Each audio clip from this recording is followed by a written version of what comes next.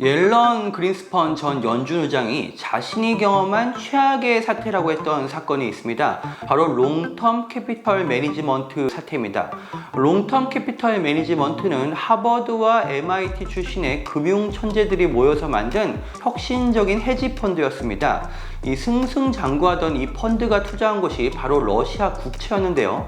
1997년에 이 동아시아 외환위기가 터지자 신흥국의 국채 가치가 너무 하락했다고 판단하고 러시아 국채를 대거 사들이고 미국 국채를 매도하는 포지션을 택하게 됩니다. 하지만 바로 다음 해죠. 1998년에 러시아가 모라토리움을 선언하면서 러시아 국채는 휴지 조각이 되고요. 이 펀드에 투자한 수많은 금융기관들이 대규모 손실 위기에 처합니다. 결국 그린스펀의 연준이 구제 금융에 나선 후에야 이 사태가 진정이 됐는데요.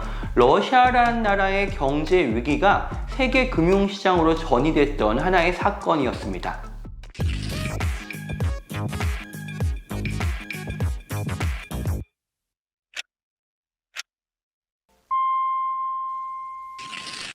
안녕하세요. 서울경제신문 워싱턴 특파원 윤홍우입니다. 서방 진영의 제재 폭격을 맞는 러시아 경제가 크게 흔들리고 있습니다. 물가는 치솟고 루블화 가치는 폭락하고 국가 부도 날짜까지 거론됩니다.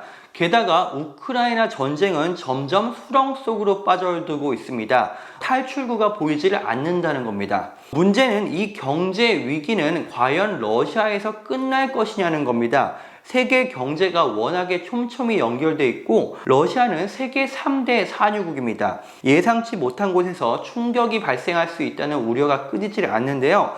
이른바 러시아 제재의 부메랑 효과입니다.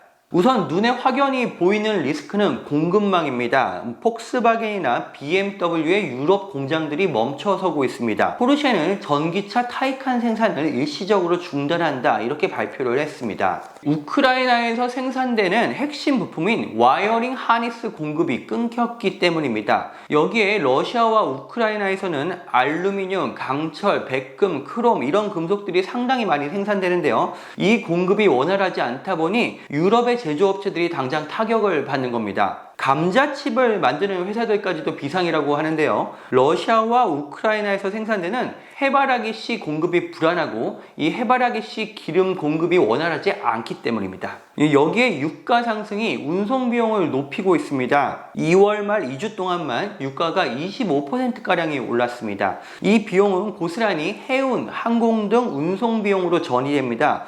국제유가 상승이 제품 생산 비용과 운송 비용을 높이고 이 비용은 고스란히 해운, 항공 등 운송 비용으로 전이됩니다. 이게 소비자 가격에 전이되면서 가뜩이나 심한 인플레가 더 극심해지는 겁니다. 자, 여기까지가 눈에 보이는 리스크라면 어디에 숨어 있는지 몰라서 더 무서운 리스크들이 있습니다.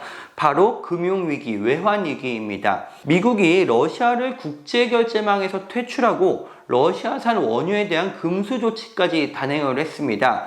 러시아 경제는 서방 제재의 여파로 올해 15% 역성장을 할 것이라는 전망치가 나왔습니다. 러시아 기업들은 물론 러시아 국가 자체도 부도 위기에 빠지고 있습니다. 이 여파가 러시아만으로 끝나지 않을 가능성이 있습니다. 당장 러시아 자산에 투자한 유럽의 금융회사들이 대규모 손실을 볼 수 있습니다. 또 러시아와 경제가 밀접하게 연결되어 있는 중앙아시아 국가들이 불안합니다. 이 국가들은 러시아와 하나의 경제권으로 사실상 묶여 있습니다. 러시아와 무역 규모가 크고 러시아에 인력을 보내서 외화를 벌어들입니다.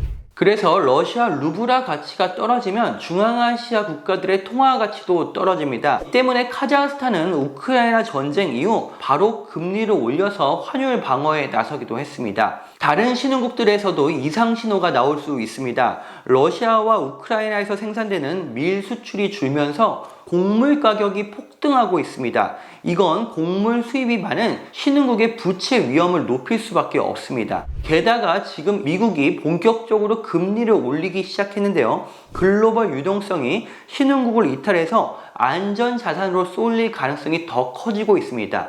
이 러시아에서 시작된 경제위기, 금융위기가 신흥국의 위기로 전이될 가능성이 점점 커지고 있다는 뜻입니다. 자, 마지막으로 우려되는 건요, 푸틴의 돌발 행동, 그에 따른 세계 경제의 충격입니다. 서방의 제재로 인해서 푸틴이 막다른 길로 몰리고 있습니다. 푸틴을 지지하던 러시아 국민들 사이에서도 푸틴에 대한 원망이 커진다고 합니다. 러시아라는 국가가 지구촌의 왕따가 됐고요. 우크라이나 전쟁이 빨리 끝날 것 같지도 않습니다. 러시아 전문가들 사이에서는 궁지에 몰린 푸틴이 더 큰 군사적 도발을 할 수 있다, 이런 우려가 나옵니다. 실제 역사를 보면요, 제2차 세계대전 때 미국이 일본에 대한 석유 금수 조치를 내리자 일본은 자신보다 몇 배나 큰 미국을 향한 전쟁, 진주만 공습을 시작합니다. 푸틴은 이미 핵 위협까지 꺼내든 상황인데요, 어떤 방식의 추가 도발도 세계 경제에는 재앙이 될 수 있습니다. 우리도 이를 면밀히 지켜봐야 할 것 같습니다. 윤홍호의 워싱턴 24시 다음 시간에 다시 찾아보겠습니다.